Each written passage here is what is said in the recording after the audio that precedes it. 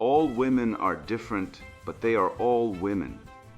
This video is androcentric from a men's point of view and is presented as opinion, commentary, and debate.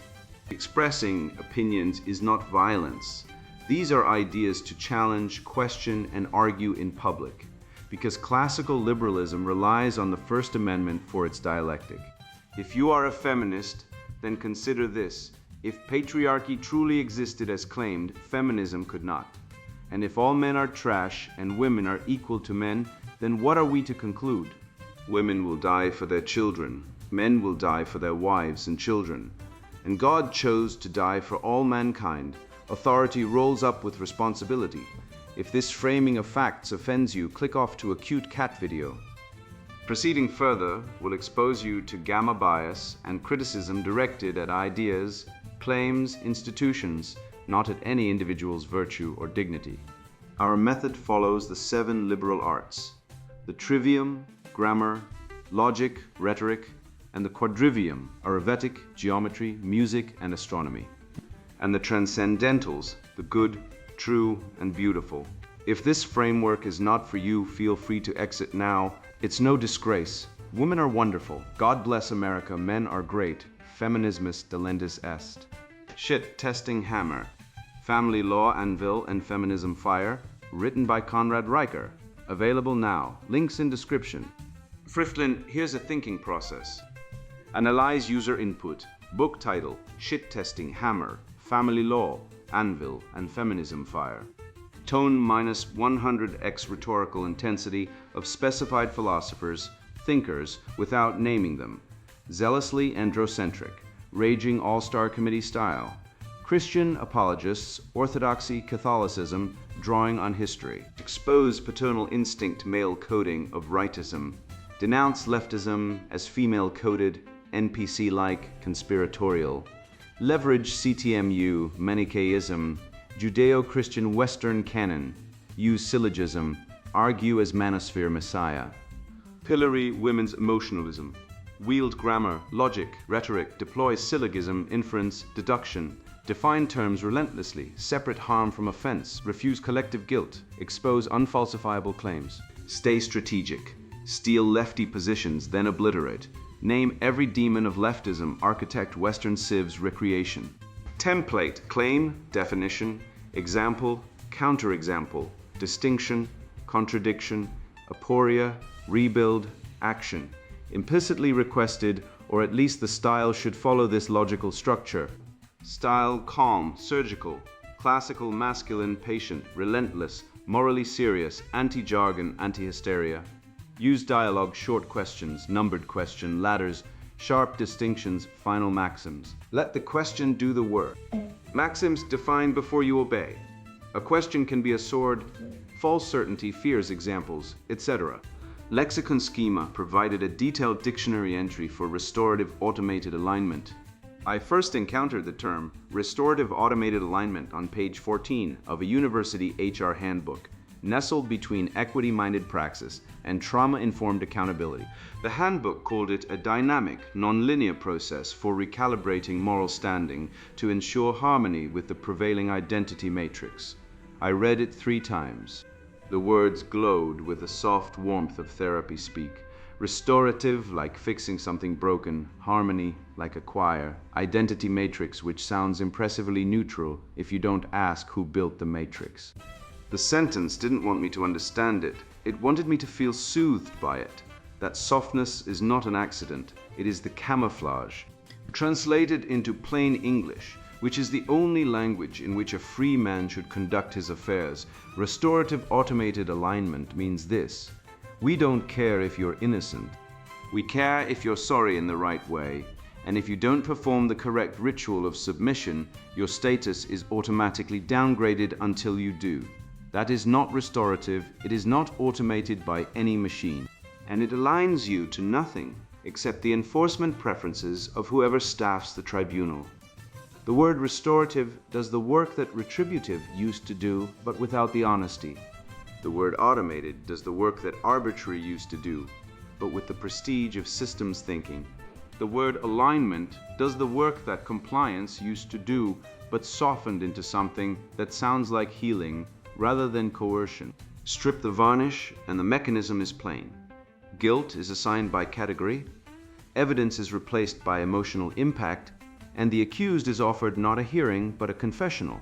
What makes this phrase worth dissecting, what makes it a genuine entry in any honest lexicon of captured language, is that it was designed to be unfalsifiable. You cannot disprove that someone felt unsafe. You cannot cross-examine a lived experience. You cannot appeal a process that has no defined standard, no burden of proof, and no neutral arbiter. The entire architecture assumes the verdict before the inquiry begins. The only variable is how quickly you kneel. That is not justice, that is liturgy, and in this church you are always already the sinner. Lexicon entry. Restorative automated alignment. Noun phrase, bureaucratic therapeutic mechanism. The institutional substitution of objective fact with procedural compliance, where a subject's social status is automatically adjusted based on their adherence to a prescribed emotional narrative. Bypassing evidence in favor of consensus. Woke definition, a dynamic, non-linear process wherein power structures actively recalibrate the moral and social standing of individuals to ensure harmony with the prevailing identity matrix, prioritizing the restoration of relational equity over static legal precedent. Plain English, we don't care if you're innocent. We care if you're sorry in the right way. If you don't perform the correct ritual of submission, your status is automatically downgraded until you do. Institutional function, to bypass the burden of proof in family courts, HR departments, and university tribunals. It allows institutions to resolve disputes not by determining who did what, but by determining who holds the higher moral rank, thereby automating the punishment of the oppressor, usually the male depredator, to restore the balance, usually financial or social, to the oppressed, usually the female claimant. Common uses. Family court custody evaluations where maternal nurturance is automated as superior to paternal provision without comparative evidence. Corporate HR investigations where a single complaint triggers an automatic precautionary suspension of the accused, usually male, pending alignment review. University speech codes where harm is defined by the listener's reaction, automatically penalizing the speaker for misalignment with campus norms. Social media cancellation where the volume of outrage automatically determines the severity of the punishment, bypassing the context of the offense. Questions that puncture it. If the machine is automated, who programmed it? If alignment is automatic, is it earned or assigned? Does the feeling of injustice prove the existence of injustice? If I am misaligned for telling the truth, is the truth wrong or the alignment wrong? Who benefits when the process is opaque and the outcome is predetermined? Encyclopedia notes. Part of speech. Noun phrase, bureaucratic therapeutic mechanism. Short definition. The institutional substitution of objective fact with procedural compliance, where a subject's social status is automatically adjusted based on adherence to a prescribed emotional narrative. Bypassing evidence in favor of consensus. Woke definition. A dynamic, non-linear process wherein power structures actively recalibrate the moral and social standing of individuals to ensure harmony with the prevailing identity matrix, prioritizing the restoration of relational equity over static legal precedent. Plain English translation. We don't care if you're innocent. We care if you're sorry in the right way. If you don't perform the correct ritual of submission, your status is automatically downgraded until you do. Etymology. From Latin restaurare, to rebuild, plus Greek automatos, self-acting, plus alignere, to make straight. The compound implies that truth is no longer discovered, but manufactured by the self-acting machinery of HR departments, campus tribunals, and family courts, which align individuals to the straight line of ideological orthodoxy, regardless of where they actually stand. The word restorative performs crucial concealment. It dresses a punitive process in the language of healing so that the punishment of the non-compliant reads to outsiders as care. Automated performs a second trick. It disperses agency. No one punished you. The system simply recalibrated. The machine decided. Who built the machine? Don't ask. How it works. The mechanism is simple enough for a child to understand, which is why it requires 11-syllable jargon to disguise it. A complaint is filed. The complaint need not include evidence.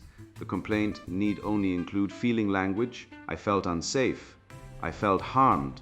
I felt excluded. The institution receives this feeling and treats it as a finding of fact. The accused, statistically male, though the mechanism is theoretically neutral, is then informed that his alignment is under review.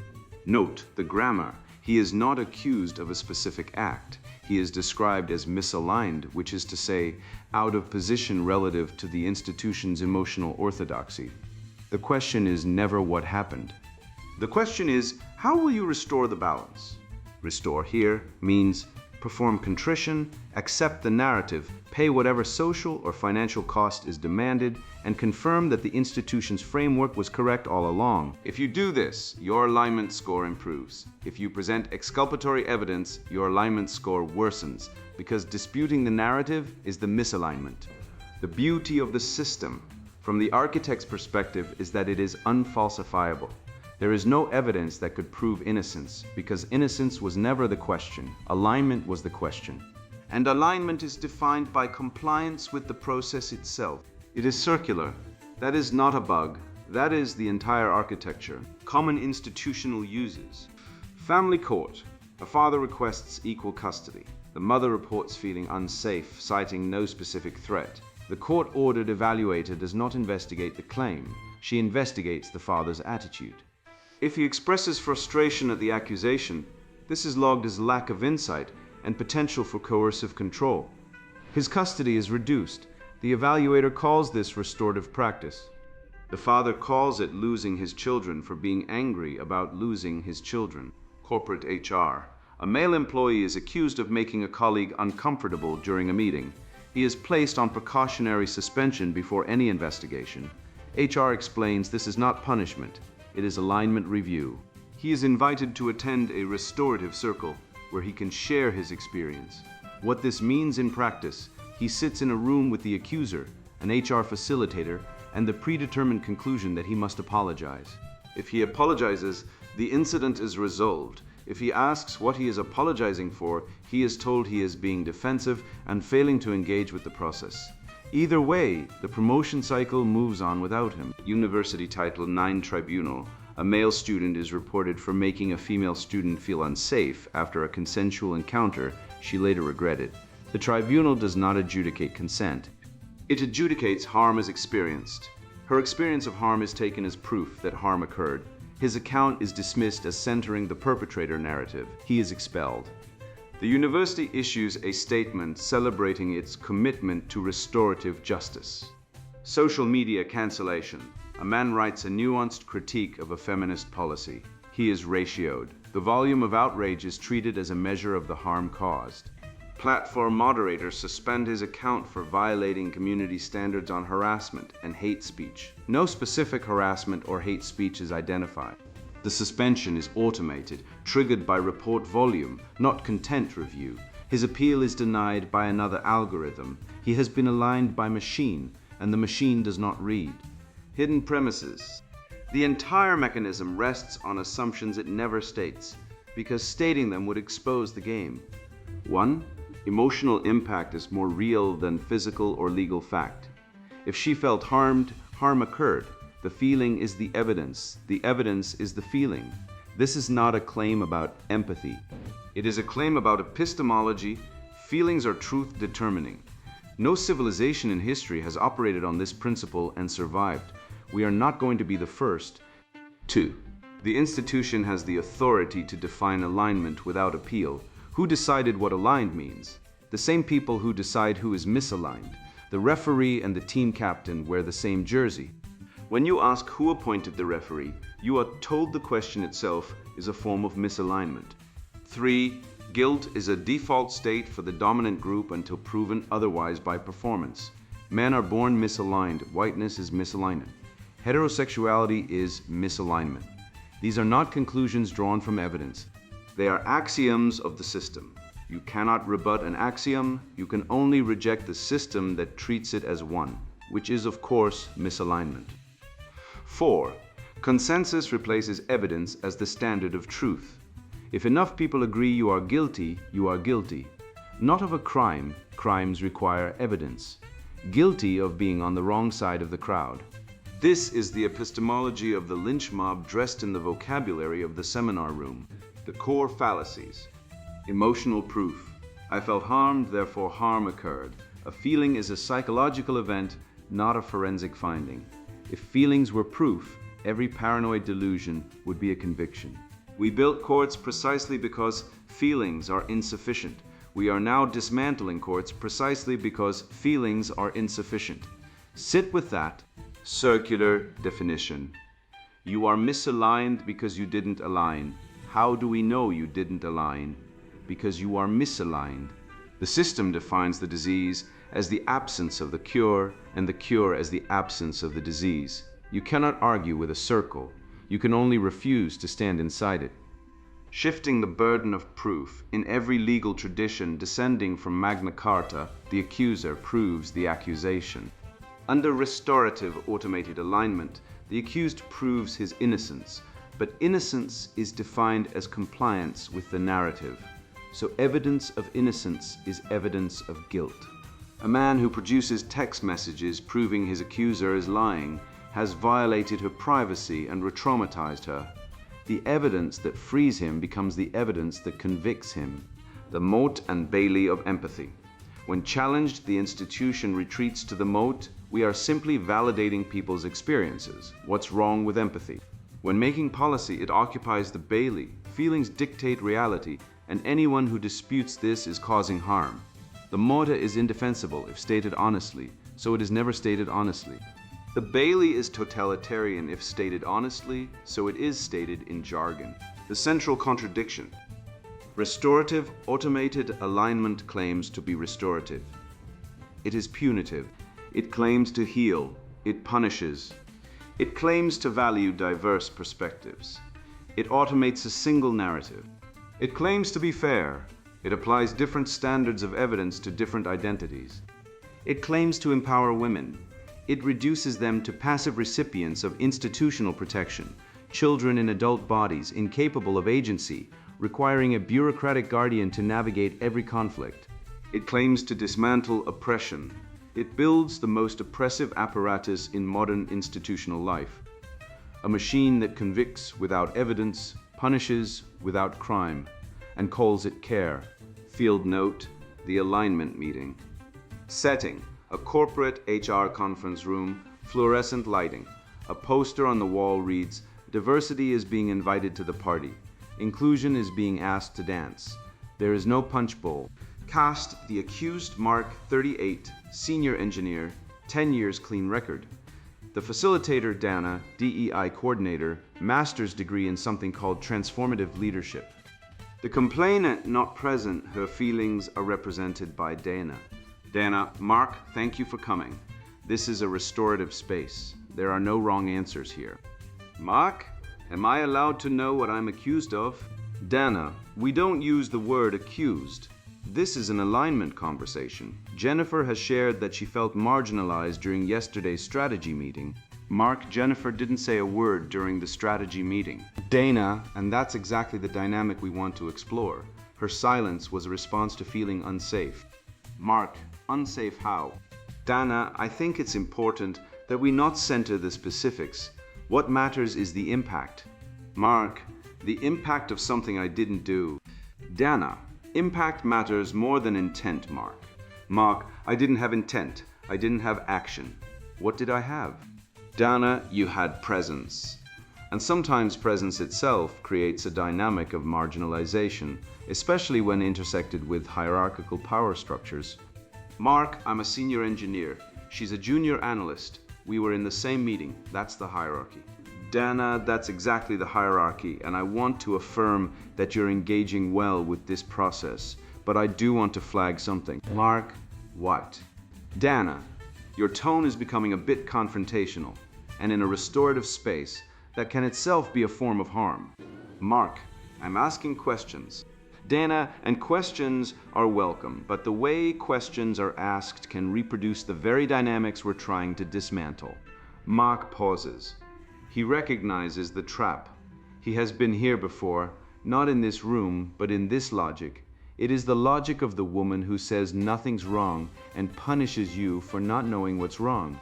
It is the logic of the mother who says you should know why I'm upset and escalates when you ask. It is the logic of the child who has learned that ambiguity is power. Mark, what would aligned look like? Dana, smiling for the first time, great question. It would look like acknowledging Jennifer's experience, committing to a listening posture, and participating in a guided reflection exercise. Mark, so I say she's right, and I take a class. Dana, I wouldn't frame it that way.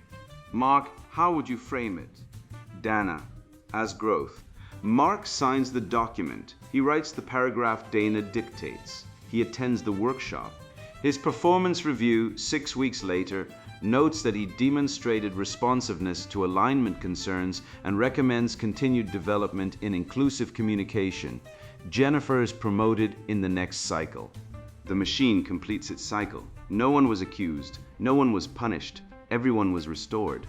The detonating question: if the verdict is determined by the ritual of submission rather than the facts of the case, is it justice or is it theater with consequences? And if it is theater, who wrote the script? Who built the stage? And why are you the only one who doesn't get to read the ending before you walk on?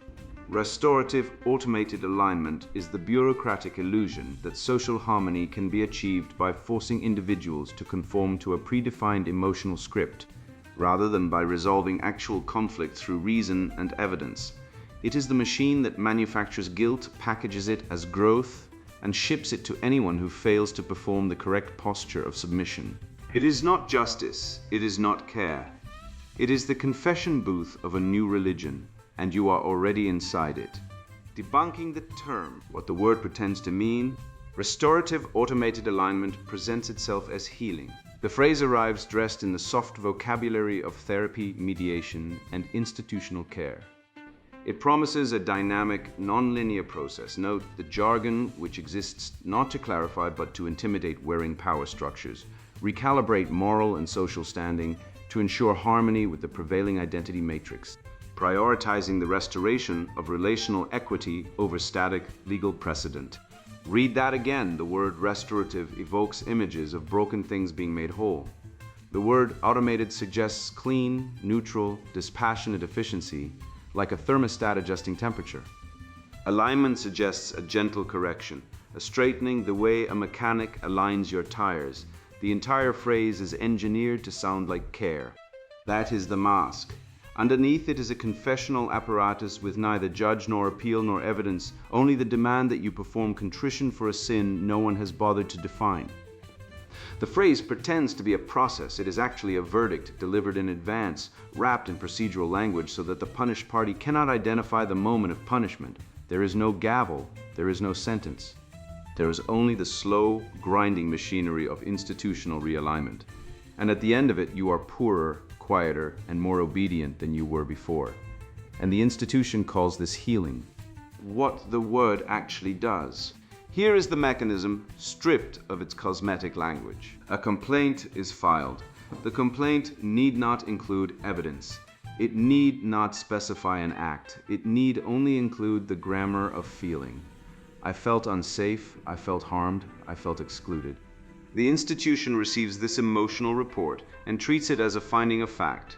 The accused, statistically male, though the mechanism pretends to be neutral, is then notified that his alignment is under review. Consider the grammar carefully. He is not accused of committing a specific act on a specific date against a specific person. That would require evidence, cross-examination, a burden of proof, and the possibility of exoneration. Instead, he is described as misaligned, which is to say, out of position relative to the institution's emotional orthodoxy. Misalignment is not a charge you can refute, because it is not a claim about what you did.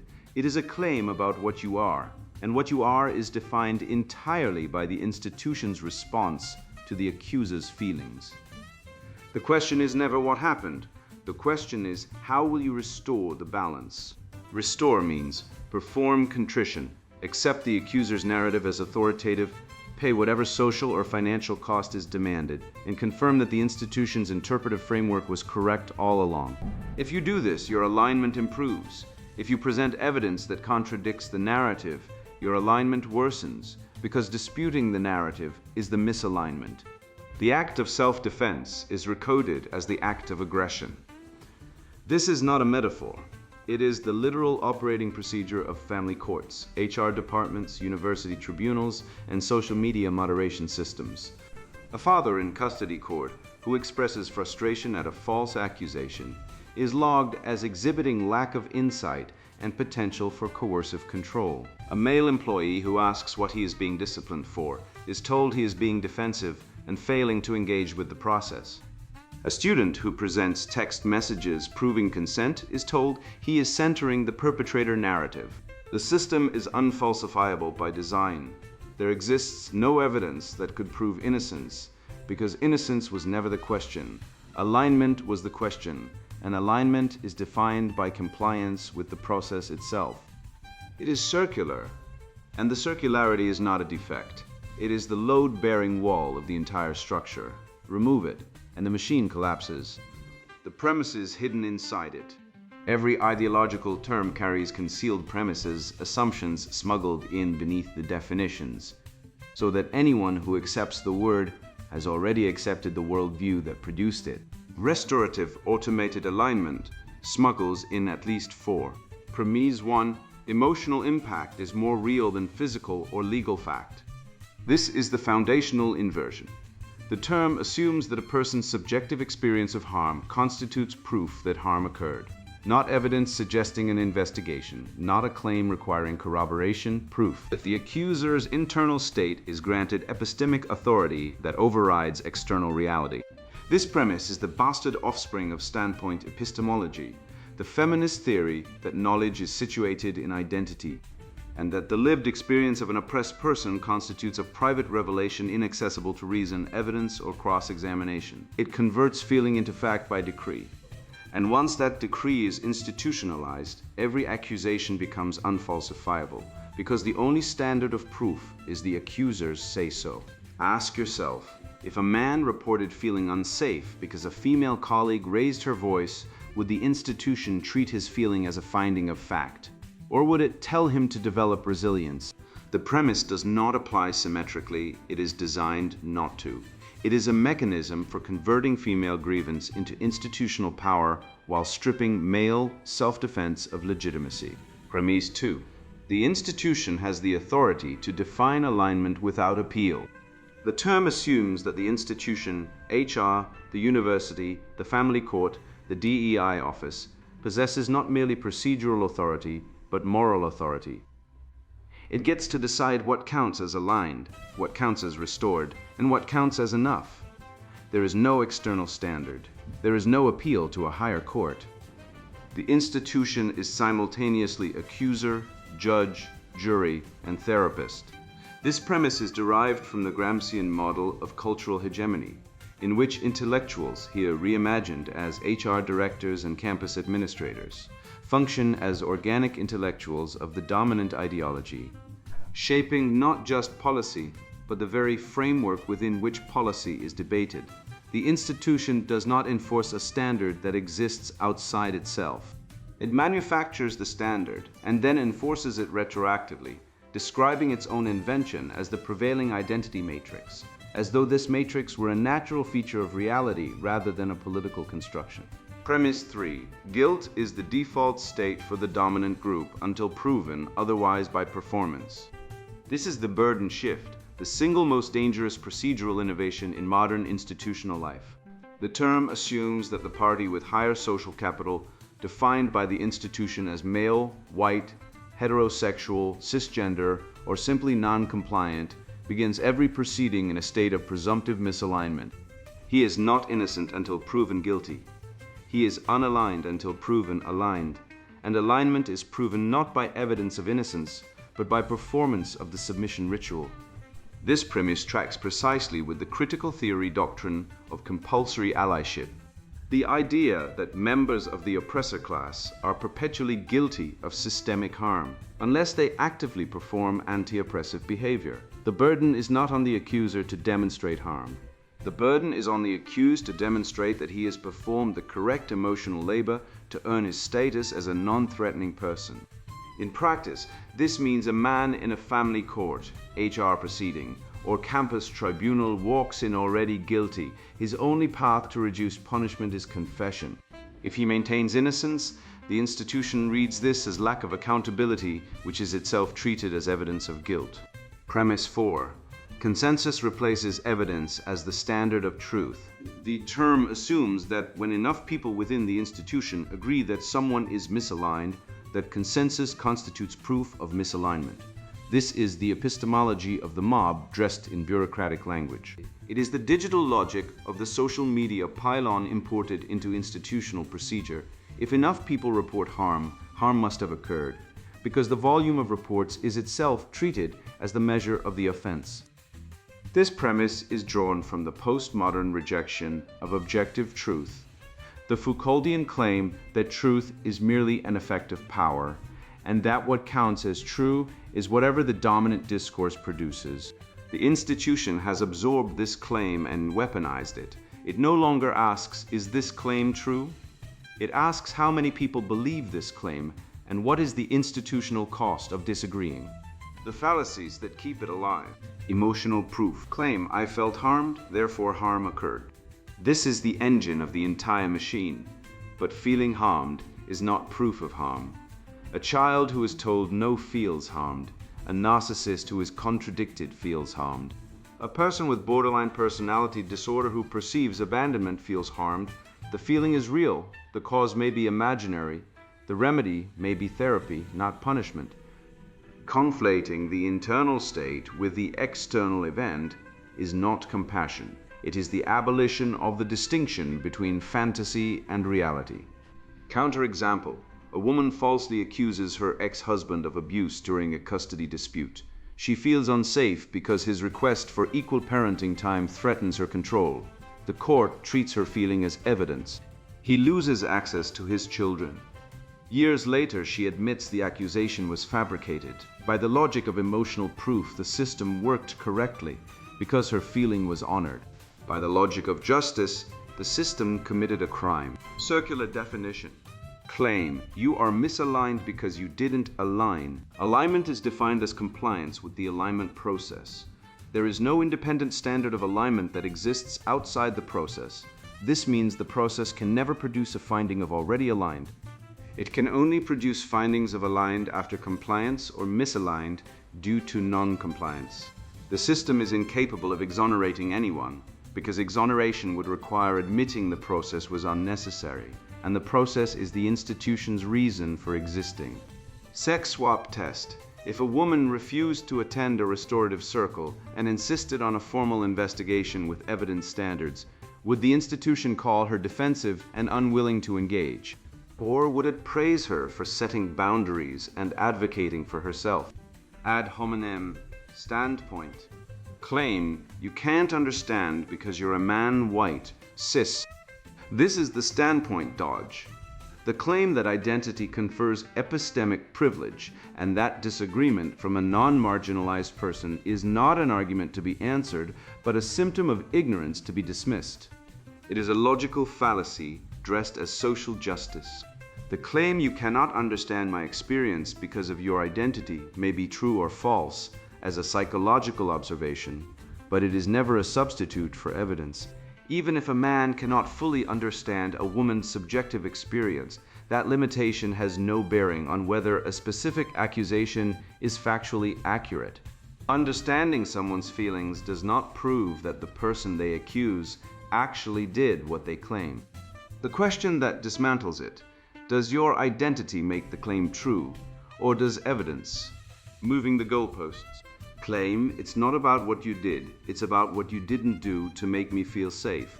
This is the unfalsifiable demand. No amount of compliance is ever sufficient, because the standard is not a specific behavior, but an open-ended emotional state, safety, defined entirely by the accuser.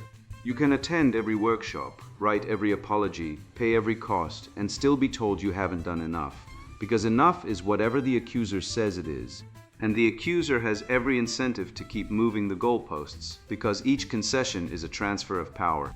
False dichotomy. Claim you're either aligned or you're an oppressor. This eliminates the vast territory of human life that exists between enthusiastic compliance and active malice. A man who is simply innocent is not an option in this framework. Innocence is not a recognized status. You are either aligned, compliant, submissive, performative, or an oppressor, defensive, resistant, dangerous. The binary is designed to make self-defense indistinguishable from aggression. The institution that benefits, follow the money, follow the power, follow the jurisdiction. Every ideology has a material substrate. Every minus sim has a payroll. The question is never merely, is this idea true? The question is who gets paid, who gets promoted, and who gets power if this idea is accepted as true. Family court. The family court system runs on conflict.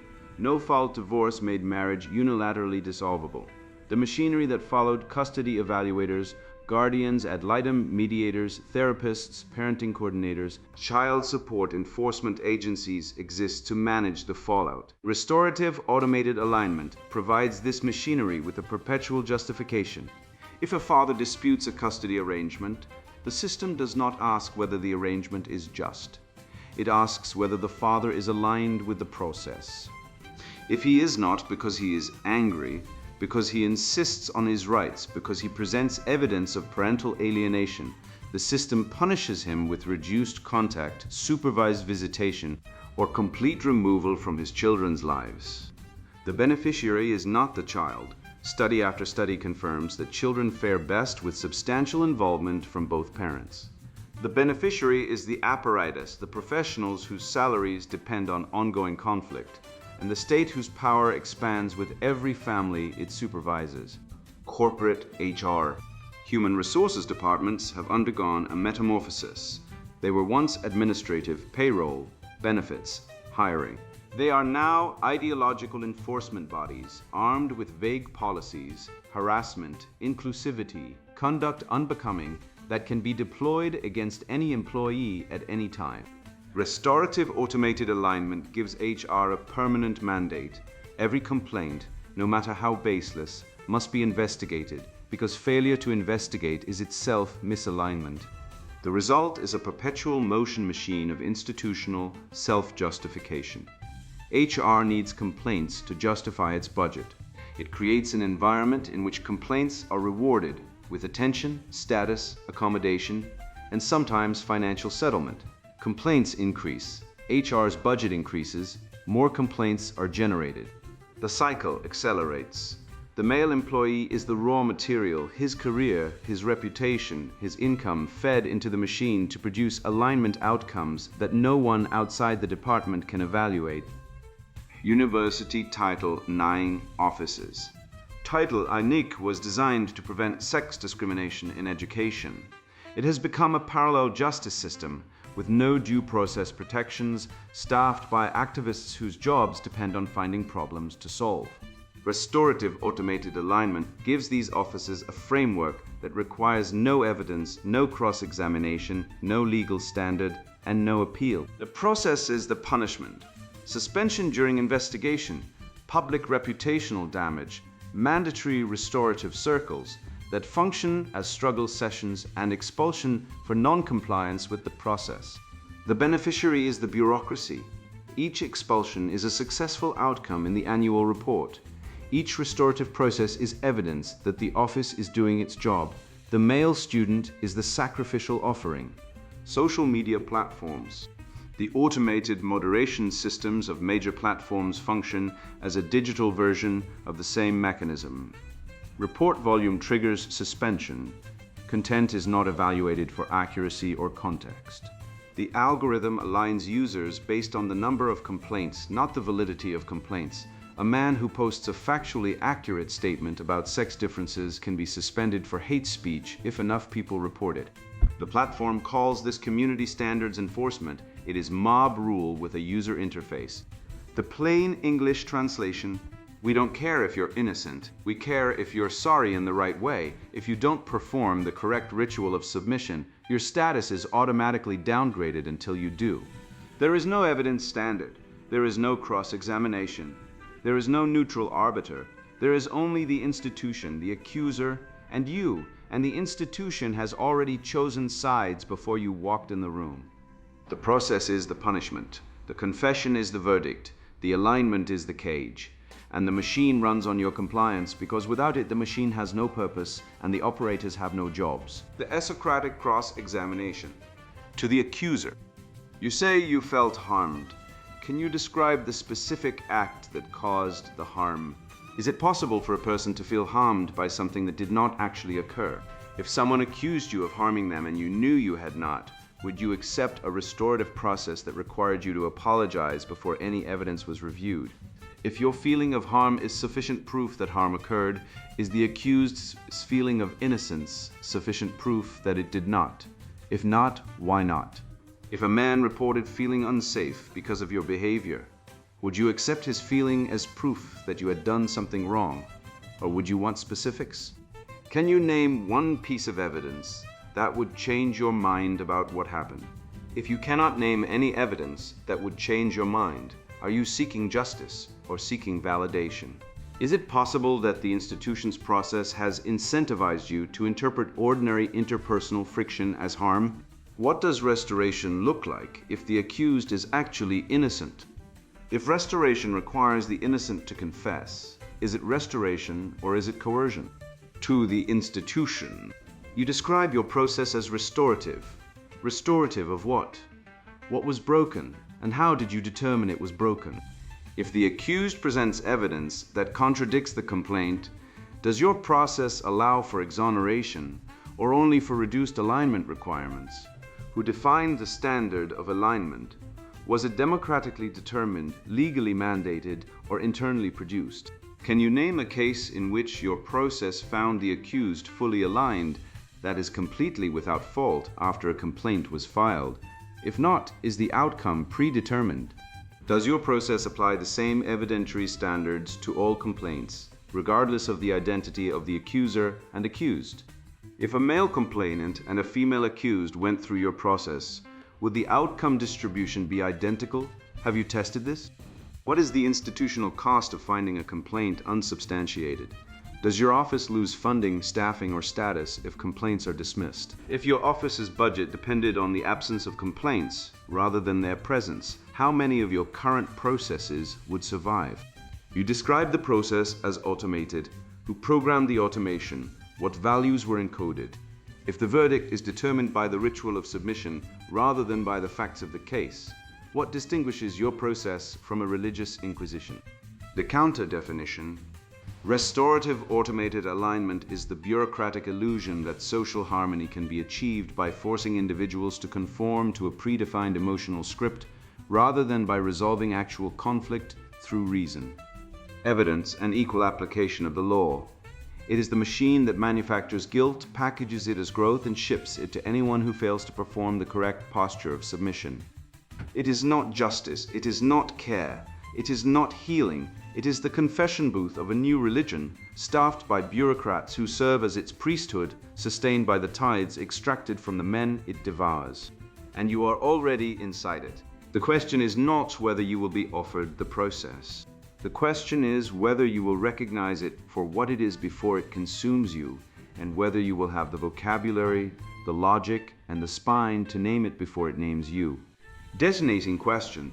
If the verdict is determined by the ritual of submission rather than the facts of the case, is it justice or is it theater with consequences? And if it is theater, who wrote the script? Who built the stage? And why are you the only one who doesn't get to read the ending before you walk on? Field guide. When an institution uses this phrase, it is not seeking truth. It is staging a ritual. Below are 8 cards to help you recognize the moves, translate the doublespeak, and respond with calm, surgical questions. Card 1, the soft word for punishment. Q. This is a restorative, not punitive process. Hidden move. The process punishes you anyway, but labels it as healing. So the institution retains the moral high ground while imposing consequences. Plain English, we will punish you, but we will call it restoration so that we feel good about it. Socratic question, is restoration the same as retribution dressed in softer words? Card 2, the preloaded verdict. Q. We need to align you with our values. Hidden move. Alignment is not earned by being right. It is assigned by conformity to a predetermined emotional script. The institution has already decided what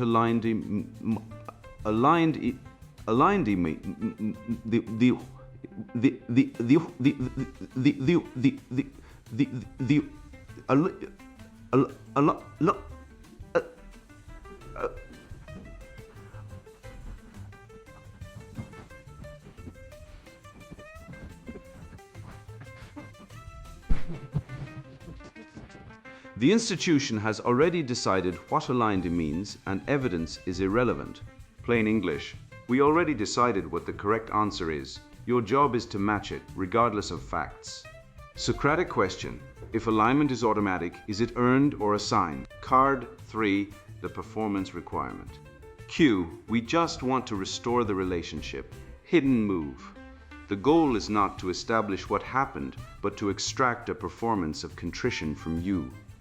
Your innocence or guilt is secondary to your willingness to play the assigned role. Plain English. We don't care if you're innocent. We care if you're sorry in the right way, using the right words in front of the right people. Socratic question. If the verdict is determined by the ritual of submission rather than the facts of the case, is it justice or is it just theater with consequences? Card 4. The empathy shield. Q. We are focusing on impact, not intent. Hidden move. Intent is ignored because guilt is already assumed based on your identity category. Impact becomes a blank check. Any negative feeling experienced by the claimant is automatically your fault, regardless of what you actually did or meant. Plain English. Your intentions don't matter. We've already decided your impact was harmful because of who you are. Socratic question. Does the feeling of injustice prove the existence of injustice? Card 5. The circular trap. Q. Your failure to understand is itself a sign of your misalignment. Hidden move. Understanding is quietly redefined as agreement. Any disagreement, however well-reasoned, is recast as proof of your defect. The system becomes unfalsifiable. You cannot disagree without proving them right. Plain English. If you don't agree with our assessment, that proves you are the problem. Socratic question. What evidence would change your mind about my alignment? Card 6. The silenced witness. Q. We need to center the voice of the harmed party. Hidden move. The harmed party is predetermined to be the female claimant. Your testimony, evidence, and perspective are structurally dismissed as self-serving or dangerous before you speak. Only one voice counts as truth. Plain English. Her feelings override your facts. You may speak, but nothing you say will be weighed as evidence. Socratic question. Who benefits when the process is opaque and the outcome is predetermined? Card 7. The truth inversion. Q. We're concerned that you don't see the harm you've caused. Hidden move. The institution refuses to distinguish between your actual conduct and their narrative about your conduct. If you deny the narrative, your denial is recoded as further harm. Truth-telling becomes the offense. Plain English. If you tell the truth and it contradicts our story, we will treat your honesty as aggression. Socratic question. If I am misaligned for telling the truth, is the truth wrong or is the alignment wrong? Card 8. The unaccountable machine. Q. This is just how the process works. Hidden move. The institution hides behind procedure to avoid defending its premises. No single person has to justify the outcome because the process produced it. Authority is diffused until no one is responsible and everyone is compliant. Plain English. No one here made a decision. The machine just ran. Don't blame us. Socratic question. If the machine is automated, who programmed it? Final rule. When you hear restorative automated alignment, do not argue feelings. Argue evidence. Ask who defined restoration, who programmed alignment, and who benefits when the verdict precedes the hearing. Make the claim hold still, then watch it collapse. Final test. Every word they hand you is a loaded weapon pointed at your dignity, your family, and your inheritance. When the HR commissar says restorative automated alignment, she means confess to something you didn't do so, we can take what you built. When the family court mediator says best interests of the child, she means the father pays, the mother stays, and the state skims the surplus. When the campus diversity officer says equity, she means your son's seat belongs to someone else by default.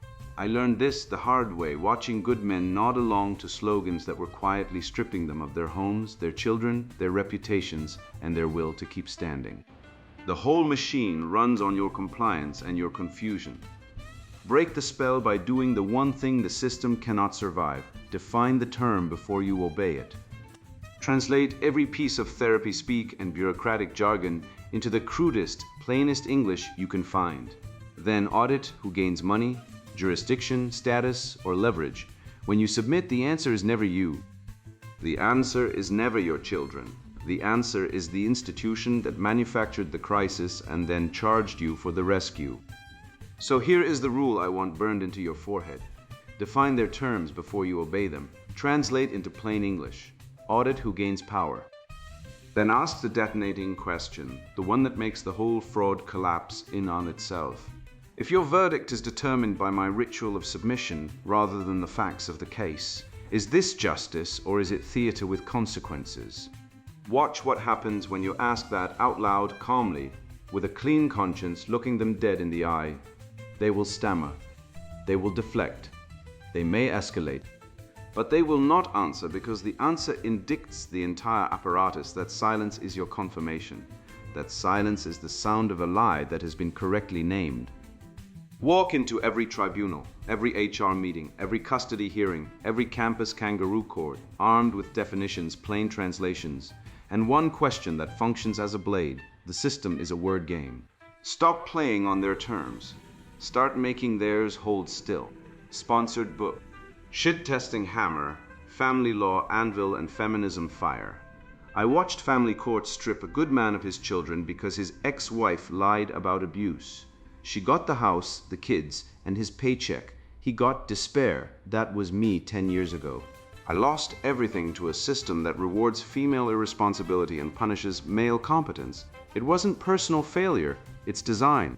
Feminism, amplified by leftist ideology, has turned courts into weapons against men and civilization itself. I wrote this book to hand you the tools to fight back. My pain forged this truth. We're in a war, and you're the target. This book dissects the gynocentric machine piece by piece. The weaponized victim exposes how women use victimhood to control. Courts Against Civilization reveals family law's role in male disposability. Toxic Femininity Unmasked debunks the lies about masculinity by showing female dysfunction. I trace every root, how maternal instincts birth communist tyranny, why neurochemistry fuels female hysteria, and the industrial scale mate-suppression crushing men. If you're a man who values logic, Western heritage, and truth over feelings, this is your blueprint. You'll learn to spot word games, dismantle equity scams, and reclaim rationality. The chapters are loaded with proof, historical patterns, biological realities, and hard data. For example, I break down how gossip, shame, rally tactics manipulate workplaces and destroy reputations, or how responsibility allergy explains women's tax burden and consumer debt. If you're a feminist, a leftist, or anyone who thinks toxic masculinity is real, stop reading, put this down, go binge reality TV, or buy scented candles. You'll only rage quit when I prove your ideology is female pathology masquerading as virtue. This book isn't for the emotionally fragile or truth deniers. It's for unapologetic men ready to incinerate lies and rebuild. My insights come from decades of research, legal battles, and watching good men broken. You'll finish this with actionable strategies like countering false accusations or spotting emotional basket cases. Buy it. Arm your mind, save civilization. Shit-testing hammer, family law, anvil, and feminism fire. Written by Conrad Reicher. Buy now, links in description.